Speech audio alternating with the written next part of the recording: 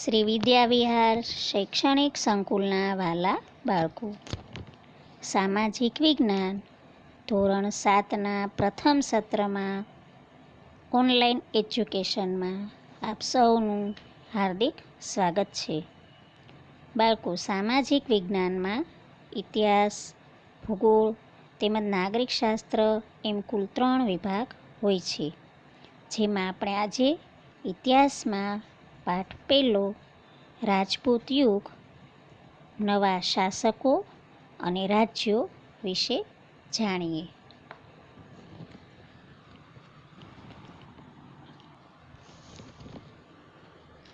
રાજપૂત રાજવીઓએ ઈસવીસન 700થી ઈસવીસન 1200 વચ્ચેના 500 વર્ષના સમયગાળા દરમિયાન મોટાભાગના ઉત્તર ભારત અને દક્ષિણ ભારત પર વર્ચસ્વ જમાવી રાજપૂત યુગની સ્થાપના કરી. તેમણે ભારતીય હિન્દુ સંસ્કૃતિને પ્રજ્વલિત રાખી. આ તમામ નાના મોટા છતાં નોંધપાત્ર એવા રાજપૂત રાજ્યો ક્યાં અને કેવા હતા તે વિસ્તારથી આપણે જોઈએ. હર્ષવર્ધન પછીનો જે સમયગાળો છે તેની આપણે વાત કરીએ. સમ્રાટ હર્ષવર્ધનનો તમે ફોટો જોઈ શકો છો. 7મી સદીમાં હર્ષવર્ધનના અવસાન બાદ ઉત્તર ભારતમાં તેમના વિશાળ સામ્રાજ્યનું નાના સ્વતંત્ર રાજ્યોમાં વિભાજન થયું. એ જ રીતે પુલકેશી બીજાના અવસાન પછી દક્ષિણ ભારતમાં પણ સ્વતંત્ર રાજ્યો બન્યા. મધ્યયુગના આ સમયકાળને ભારતીય ઇતિહાસમાં રાજપૂત યુગ કહેવામાં આવે છે. રાજપૂતો બહાદુર હતા, એટલા ટેકીલા હતા, આપેલ વચન પ્રાણને ભોગે પણ પાળતા. દુશ્મનને પીઠ બતાવવા કરતાં તેઓ મૃત્યુ વિશેષ પસંદ કરતા. તેઓ ગૌ બ્રાહ્મણ પ્રતિપાલક હતા. શરણે આવેલાનું તેઓ કોઈ પણ ભોગે રક્ષણ કરતા. લડાઈમાં પણ અધર્મ આચરતા નહીં. ભારતની રાજપૂતાણીઓ વીરત્વ માટે ખ્યાત હતી. પુત્ર અને પતિને હસતામુખે યુદ્ધમાં વિદાય આપતી.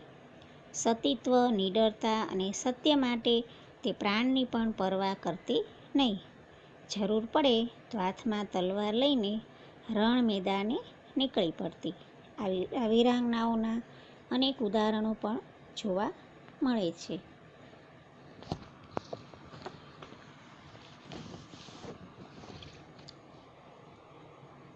ભારતના મધ્યયુગીન ઇતિહાસમાં રણધીરા રાજપૂત શાસકોની વીરતા, સાહસ અને શૌર્યના પ્રસંગો નોંધાયેલા છે. આશરે 500 વર્ષ સુધી રાજપૂતોએ ભારતને વિદેશી આક્રમણોથી બચાવ્યો હતો. આવા રાજપૂત રાજ્ય વંશો વિશે જાણીએ. 7મી સદીના અંતમાં સામંતશાહી શક્તિઓનો ઉદય થતાં ભારત અનેક નાના મોટા ટુકડાઓમાં વહેંચાયું.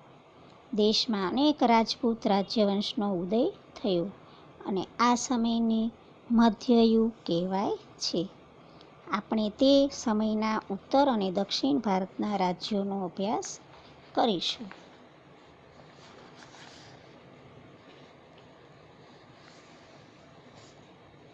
તેમાં આપણે ઉત્તર ભારતના રાજ્યો જોઈએ. ગુર્જર પ્રતિહાર સામ્રાજ્યના પતન બાદ કનોજનું ગઢવાલ રાજ્ય, બુંદેલખંડના ચંદેલો, માળવાનું પરમાર રાજ્ય, અણહિલવાડનું ચૌલુક્ય રાજ્ય અને ડાહલનું ચેદી રાજ્ય, શાકંભરીનું ચૌહાણ રાજ્ય, દક્ષિણ રાજસ્થાનનું ગોહિલ રાજ્ય સ્થાપિત થયા. ગઢવાલ રાજ્યનો સ્થાપક ચંદ્રદેવ હતો. તેમણે કનોજ સિવાય કાશીને પણ બીજી રાજધાની બનાવી હતી. મદનચંદ્ર, ગોવિંદચંદ્ર જેવા શાસકો થયા હતા, જેમાં ગોવિંદચંદ્ર આ કુળનો સૌથી પ્રતાપી અને પરાક્રમી રાજા હતો. તેણે ગઝનીના આક્રમણને અટકાવ્યું હતું, તેમજ અનેક બૌદ્ધ વિહારોનો જીર્ણોદ્ધાર કરાવ્યો હતો. ઉત્તર ભારતના અન્ય શાસકોમાં બુંદેલખંડના ચંદેલોનો સમાવેશ થાય છે. બુંદેલખંડ પ્રદેશનું ચંદેલોનું આ રાજ્ય પાછળથી જેજાક ભુક્તિના નામથી ઓળખાયું. આ રાજ્યમાં યશોવર્મા, કીર્તિવર્મા, પરમહરદેવ જેવા મહાન શાસકો થઈ ગયા હતા. ભારતના ઇતિહાસમાં ચંદેલ વંશનું ઘણું બધું મહત્ત્વ છે. ખજુરાહો, કાલિંજર અને મહોબા ચંદેલોના મુખ્ય નગરો હતા.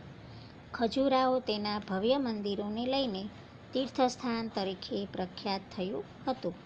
ચંદેલોએ બુંદેલખંડમાં મહાન ધાર્મિક મકાનો અને જળાશયો બંધાવીને સુશોભિત બનાવ્યું હતું.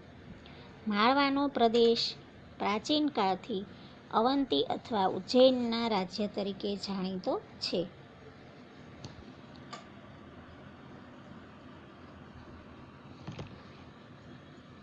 ઈસવીસન 820માં કૃષ્ણરાજે પરમાર વંશની સ્થાપના કરી હતી. પરમાર વંશમાં સિયક, મુંજ ભોજ જેવા મહાન શાસકો થયા હતા.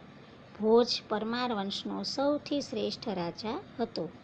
રાજા ભોજનું ચિત્ર જે આપેલું છે તે તમે જોઈ લો.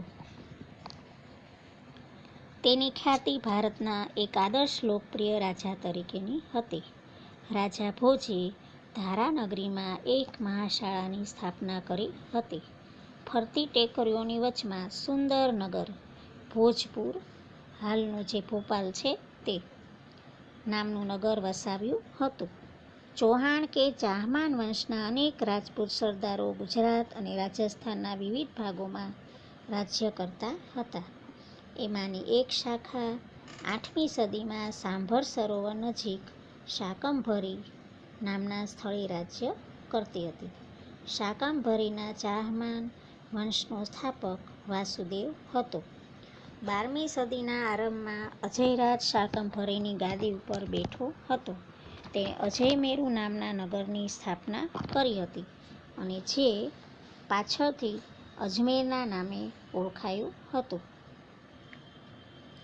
ગુજરાતના સોલંકી રાજા સિદ્ધરાજ જયસિંહની રાજકુંવરીના લગ્ન ચૌહાણ વંશના અર્ણોરાજ સાથે થયેલા. તેનો પુત્ર સોમેશ્વર ચૌહાણ ગાદીએ આવ્યો. તેના પછી તેનો પુત્ર પૃથ્વીરાજ ત્રીજો ગાદીએ આવ્યો હતો. આ પૃથ્વીરાજ ત્રીજો ભારતના ઇતિહાસમાં અદ્વિતીય સ્થાન ધરાવે છે. ઈસવીસન 1191માં થાણેશ્વર અને કરનાલ વચ્ચે આવેલા તરાઈના મેદાનમાં શિહાબુદ્દીન ઘોરીને પૃથ્વીરાજ ચૌહાણે સજ્જડ રીતે હાર આપી હતી. તે પછી ઈસવીસન 1192માં પૃથ્વીરાજ ચૌહાણની હાર થઈ અને દિલ્હીના તખ્તા ઉપર મુસ્લિમ સત્તાનો ઉદય થયો. આથી તરાઈની લડાઈ ભારતીય ઇતિહાસમાં સીમાચિહ્નરૂપ ગણાય છે.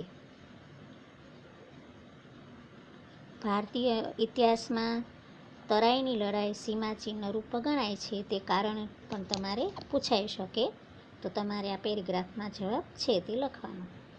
રાજપૂત યુગમાં ગુજરાતના શાસકોનું વિશેષ સ્થાન છે. 8મી સદીમાં ગુર્જર પ્રતિહારોનું રાજ્ય હતું. 8મી સદીના મધ્યમાં આશરે ઈસવીસન 756માં સરસ્વતી નદીના કિનારે વનરાજ ચાવડાએ અણહિલવાડ પાટણની સ્થાપના કરી હતી. પોતાના બાળમિત્ર અણહિલ ભરવાડના નામ ઉપરથી વનરાજ ચાવડાએ નવીન નગરનું નામ અણહિલવાડ પાટણ રાખેલ એવી માન્યતા છે. આ સમયે ગુજરાતમાં સૌરાષ્ટ્ર અને કચ્છમાં ચાવડા વંશના શાસકો હતા. આટલા ટોપિકો બરાબર સમજી યાદ રાખી અને બુકની અંદર મુદ્દા બનાવજો.